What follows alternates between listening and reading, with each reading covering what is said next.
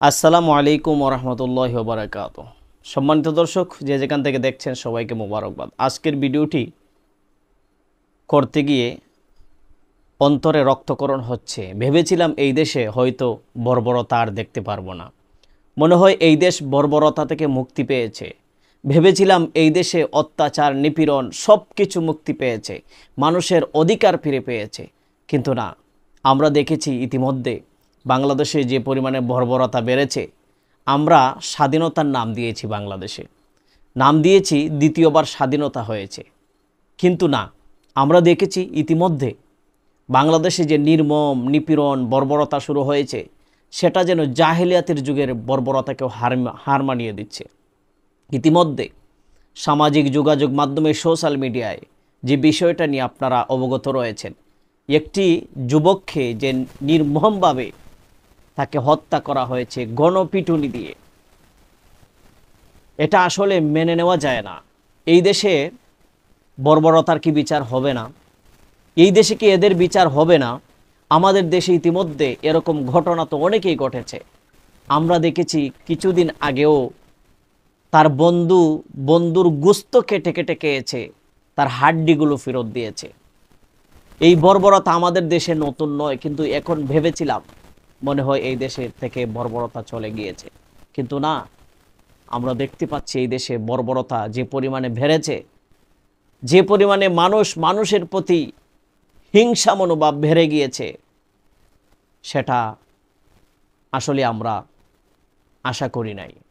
ইতিমধ্যে যে ছেলেটিকে কলেজের ছাত্ররা আসলে কেটে জানি তোর কেটানি বদ্ধ করিডা, এটা আওয়াজ হইব। আসলে শিক্ষিত হলেই তাকে সমাজের কর্ণধার বলা যাবে না। সুশিক্ষায় শিক্ষিত যদি কোনো মানুষ না হয়, তাহলে শিক্ষিত হয়ে কোনো লাভ নেই। এই কলেজের ছাত্ররা যেমনিভাবে ছেলেটিকে নির্মমভাবে পিটুনি দিয়ে হত্যা করেছে, খাবার খেয়ে তাকে তার সামনে খাবার দিয়েছে, তাকে জিজ্ঞেস করা হয়েছে কেমন লেগেছে, খাবার কেমন হয়েছে, সে বলেছে খুব ভালো হয়েছে। আমরা দেখেছি এই ছেলেটি ভর্তা দিয়ে খাবার খাচ্ছিল, তার কি পরিমাণে মজা লাগছিল, মনে হচ্ছে সে অনেক দিন ধরে খাবার খায় নাই। কিন্তু আমার দেশের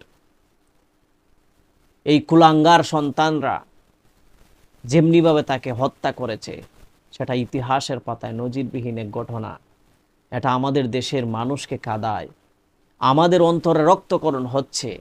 এরকম বর্বরতাকে আমাদেরকে আরও দেখতে হবে দেশে। এদেরকে বিচার হবে না? যে মানুষটার সামনে খাবার দিয়ে, খাবার পেট ভরে খাবার খেতে পারে নাই, খাবার তার কাছ থেকে কেড়ে নেওয়া হয়েছে, তাকে মাটিতে ফেলে তাকে গণপিটুনি দিয়ে হত্যা করা হয়েছে।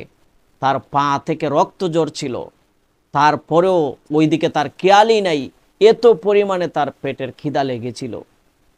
আফসোস লাগে, এই জাহেলিয়াতের বর্বরতা থেকে আমার দেশ কখন মুক্তি পাবে? সম্মানিত দর্শক, আসুন আমরা এদের প্রতিহত করি এবং এদের সর্বোচ্চ শাস্তির দাবি করি আমরা। কারণ বাংলাদেশে যদি এরকম হত্যাকাণ্ডের একটি বিচার যদি সুষ্ঠুভাবে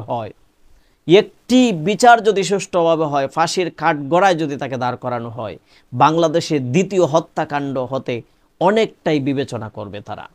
আসুন আমরা এর প্রতিবাদ করি। আমরা আর বসে থাকবো না। এরকম বর্বরতার নির্মম হত্যাকাণ্ডের বিচার চাই আমরা। সম্মানিত দর্শক, ভিডিওটি বেশি বেশি করে শেয়ার করুন, যার যার জায়গা থেকে সেটার প্রতিবাদ করুন। আসসালামু আলাইকুম ওয়া রাহমাতুল্লাহ।